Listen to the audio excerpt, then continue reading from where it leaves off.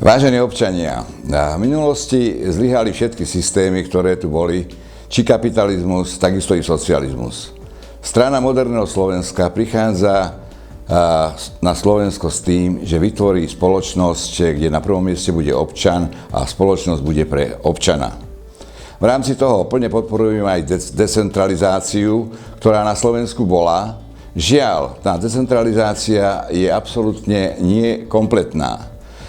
Vyššie územné celky majú priame kompetencie veľmi zúžené a prenesené kompetencie je oveľa väčšom rozsahu, ktoré potom pri realizácii ktorých sú vlastne riadené štátom.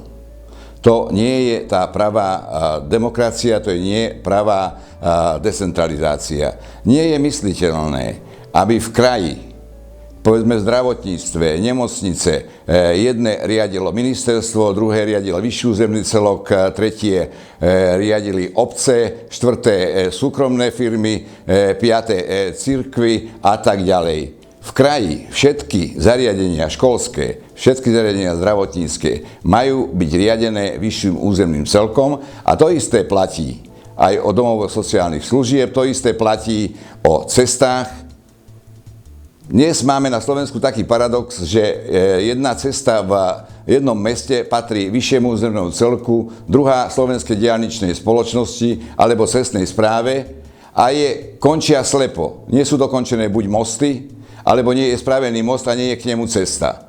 To je paradox, ktorý vzniká práve z toho, že decentralizácia nie je na Slovensku kompletná. Keby všetky tieto zariadenia a inštitúcie patrili pod jeden riadiaci celok, čiže vyšší územný celok, potom by sa toto nemohlo stávať. A kto je tomu na príčine? Na príčine sú tomu všetky vlády, ktoré vlastne sľubovali, že rozšíria kompetencie na vyššie územné celky a takisto aj na obce. Dnes, čo je vyšší územný celok? Vyšší územný celok dnes prakticky občania ani nevnímajú.